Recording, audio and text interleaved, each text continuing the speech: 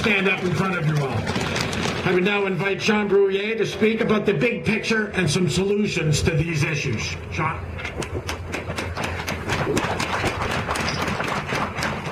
Good morning. It's such an honor to be here on such a cold day with such warm hearts. Thank you, everyone, for being here. We are here for the noble and sacred remembrance of not just those in uniform who have fallen, but to pay dignity and respect to those who returned home broken and the families who care for them. I am Sean Brouillet, and what you don't already know from my medical files, I'm sure there's a few bureaucrats in Veterans Affairs in Charlottetown that would be more than happy to share with you. It is because of you, veterans and military, what you have given, and because Canada is truly a great nation, that I advocate for you. I advocate for those that are too tired, too frustrated, too ill, and too ashamed to beg Canada for help.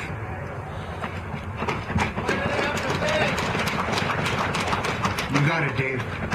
By being here today, you are now written into Canada's history. This is the first-scale, largest public protest in support of veterans since the Winnipeg General Strike of 1919, although this time we're a lot more peaceful.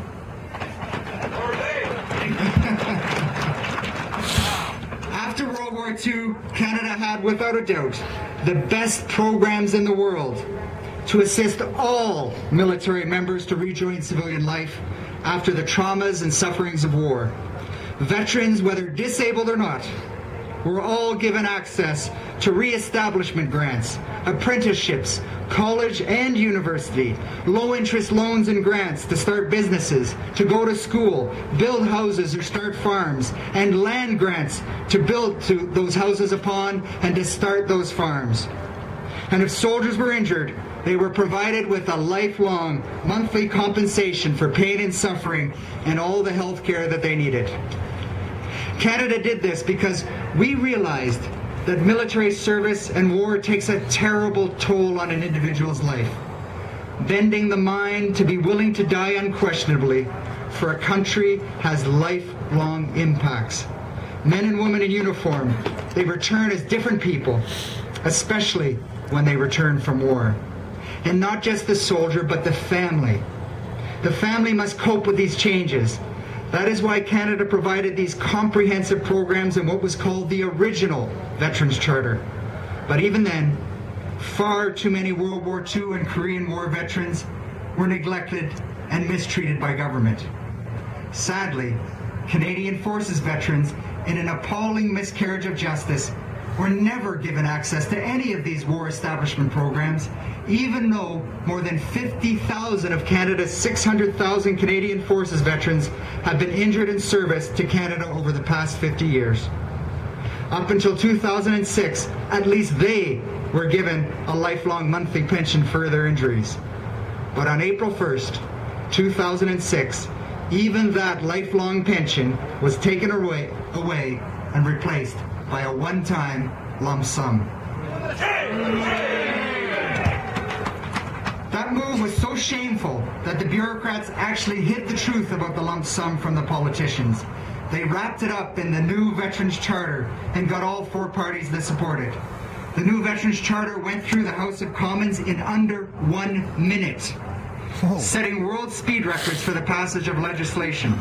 When it went to the Senate, it only received 2 hours before committee, and along with Louise Richard, I was the only person that spoke out against the Charter.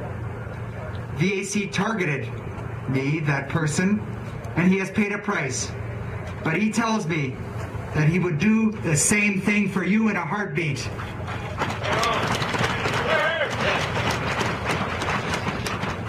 The senior bureaucracy now tells us that the lump sum is enough, and that all the benefits are wonderful and new.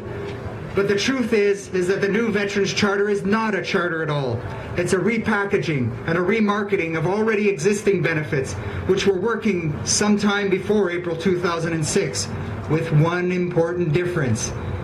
Lifelong injuries are now no longer compensated for in a lifelong fashion.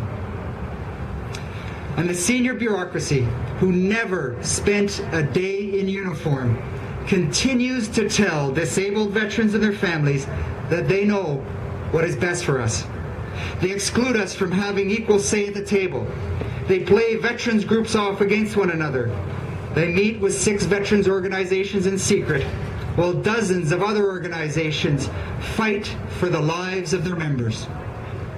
Senior bureaucrats have meanwhile snubbed their nose at democracy, ignoring more than 300 recommendations to fix the new veterans benefits, while resisting unanimous parliamentary committee recommendations to stop deducting pain and suffering payments from injured soldiers' long-term disability.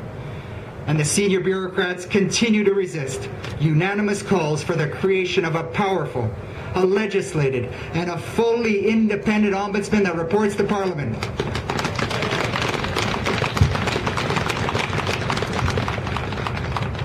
Veterans and our families, we are humble people. We trusted that the bureaucracy would care for us. We remained silent and vowed undying loyalty to our nation and fellow Canadians. We never imagined that our silence would be used to deny us the very rights and equality for which we became injured and ill defending. And we never imagined we would watch our families bow and break under the responsibility of caring for us. In spite of the legal commitment to care for our families, the government continues to provide very little, if any, programs to help our families cope, to support our families who must accept low-income employment, poor health outcomes, and reduced work hours to care for disabilities when it is the government which should be providing this care.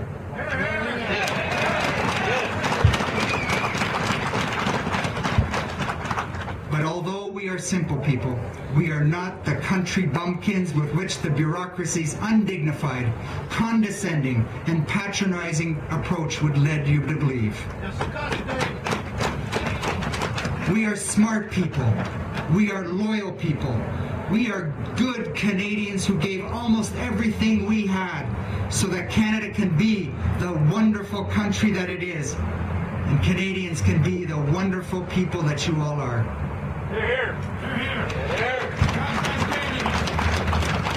And we need help to reverse 50 years of neglect. We need tools to break through what is now accepted as the worst in bureaucratic intransigence at Veterans Affairs. Senior bureaucrats break laws, make negligent decisions which harm lives, and suffer absolutely no consequences. Why is it that more than 120,000 Canadians have fallen and many more have been injured for life defending Canada's laws, upholding those values and rights, while bureaucrats suffered no repercussions whatsoever for breaking laws and violating those same Canadian rights? Justice! How do we fix the broken trust between Canada's government and our veterans, RCMP, and their families? How can we trust that Canada's government is doing the right thing if Canada's bureaucrats can break laws without punishment? Therefore, federal public servants must suffer substantial consequences for breaking that laws, especially when it causes harm to vulnerable Canadians. This is the only way to rebuild your trust with our government. Parliament turned a blind eye, allowing bureaucrats to get us into this mess. So only Parliament can get us out of this mess. Bureaucrats have been acting like lawgivers when they are only administrators. Parliament and Canadians must take back that power from the bureaucracy. Therefore, we need a parliamentary-ordered Royal Commission with full public hearings to re-establish that trust and tear down and rebuild a very broken Veterans Affairs. And if it hasn't been said enough today, we need the creation of a powerful, independent, and legislated ombudsman to oversee necessary changes, or else we will keep reliving the neglect of the past 50 years.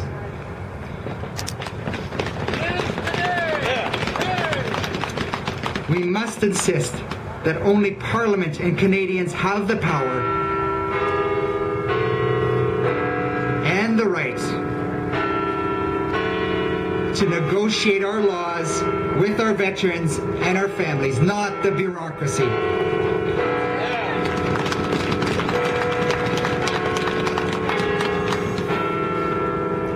Veterans and serving military, thank you. Thank you for giving so much to Canada. Families, thank you. Thank you for giving so much to our veterans and the military. And Canadians.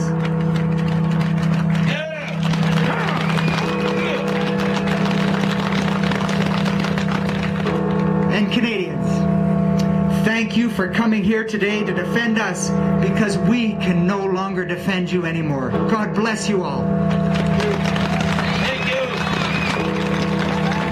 Thank you, Sean, for those inspiring words. Dave wants to say a few words to the organizers.